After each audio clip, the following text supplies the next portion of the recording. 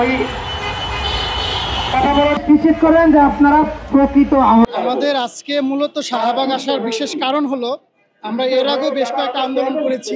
আপনারা মিডিয়া এবং আমাদের 18,000 বাঙালি যারা আছে সবাই জানেন বৈষম্য আমাদের সাথে বৈষম্য হয়েছে, যেটা আমরা জুলাই আগস্টে আমাদের আন্দোলনের মধ্য থেকে আমরা ফ্যাসিস্ট শেখ হাসিনা সরকারকে প্রতারিত করেছি এবং দেশ ত্যাগ করতে তাকে আমরা বাধ্য করেছি। আর আমরা এই দেশ থেকে যারা নির্দ্বিধায় নিজের জানের মায়া ছেড়ে দিয়ে রাজপথে এসেছিলাম, যারা আমাদের ভাইরা আহত হয়েছে, তো তাদের সাথে বৈষম্য করা হয়েছে, তাদের অধিকার লঙ্ঘন করা হয়েছে, তাদেরকে লাঞ্ছিত বঞ্চিত করা হচ্ছে। এরকম ধরনের আমাদের বৈষম্য, যেটা আমাদের ABCD 4টা ক্যাটাগরি করছে প্রথম, তারপরে তারা বলতেছে 3টা ক্যাটাগরি করবে।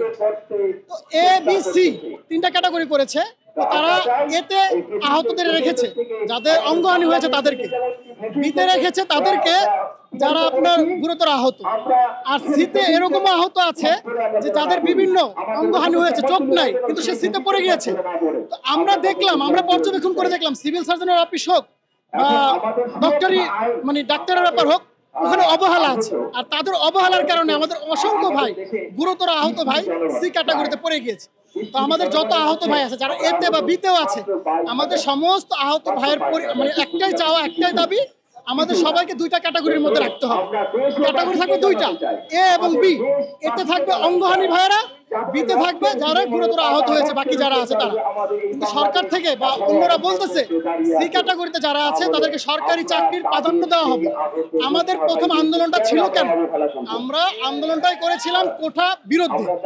এখন যদি সি ক্যাটাগরিতে আমরা সরকারি চাকরি নিতে যাই, ফ্যাসিস্ট সরকারের আমলা বাহিনী যারা আছে বা দেশের জনগণ আমাদেরকে সেটা ভালো চোখে নিবে না, ভালোভাবে মেনে নিবে না।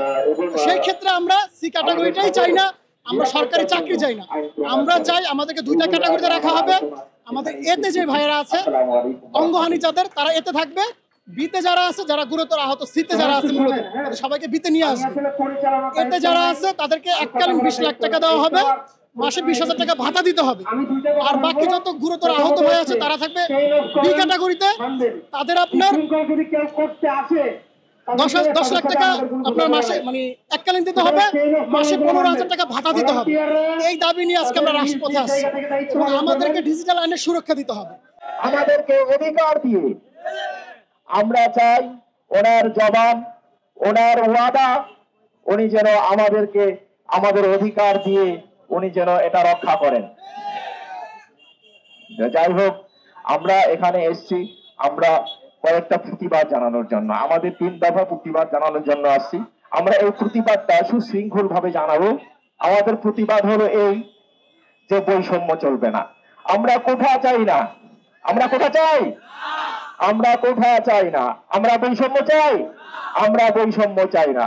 আমার এই বাংলার মানুষ বৈষম্যের জন্য যুদ্ধ করে নাই, বৈষম্যের জন্য এই বাংলার মানুষ মাঠে নামে নাই। মাঠে নেমেছিল বৈষম্যের জন্য, ফ্যাসিস্টের বিদায় করার জন্য বাংলার জমিনে বাংলার এই গণঅভ্যুত্থান ঘটেছে। জুলাইয়ে এটা প্রমাণিত হয়ে গেছে ফ্যাসিস্টের অবস্থান এই বাংলার মাটিতে হবে না, হয় নাই।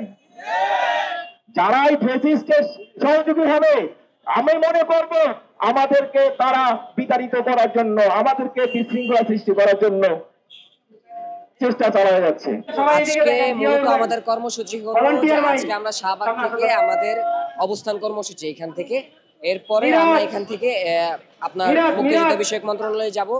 দেন ওইখান থেকে আমাদের সবকিছু এভরিথিং কমপ্লিট করার পরে তারা যদি আমাদের দাবি মেনে নেয় তাহলে আমরা আমাদের আন্দোলন থেকে বন্ধ করে দিব। আর যদি তারা যদি আমাদের দাবি যদি একদমই মেনে না নেয় তাহলে আমরা আমাদের আন্দোলনটিকে চলমান রাখবো। আমাদের এখানে আসলে বৈষম্যের শিকার বলতে আপনার 100-তে 2 জন মানুষ 2টা ক্যাটাগরি পাইছে, A এবং B, আর বাকি যারা আছে সবাই অবহেলা। এখানে যারা বাকি 98 জন যারা আছে তাদের মধ্যে ম্যাক্সিমাম লোকরা আছে যারা ঠিকভাবে কাজ করতে পারতেছে না, ঠিকভাবে চলতে পারতেছে না, ঠিকভাবে ঘুমাতে পারতেছে না। এখন তারা কাজ করার মতো তাদের এখনো অবস্থা তৈরি হয় নাই। এখন তাদেরকে যদি আপনি একটা ক্যাটাগরি না দিয়ে যদি আপনি তাদেরকে যদি বৈষম্যের শিকার করে রাখেন তাহলে তারা কোথায় যাবে? আমাদের কথা যে সরকার যেহেতু আমরাই তৈরি করেছি বা আমাদের রক্তের মাধ্যমে তৈরি হয়েছে, সেহেতু তাদের আমাদের বিষয়টা বোঝা এবং তাদের আমাদের দাবিটুকু মেনে নেওয়া আমি মনে করি যে তাদের দায়িত্ব এবং কর্তব্য।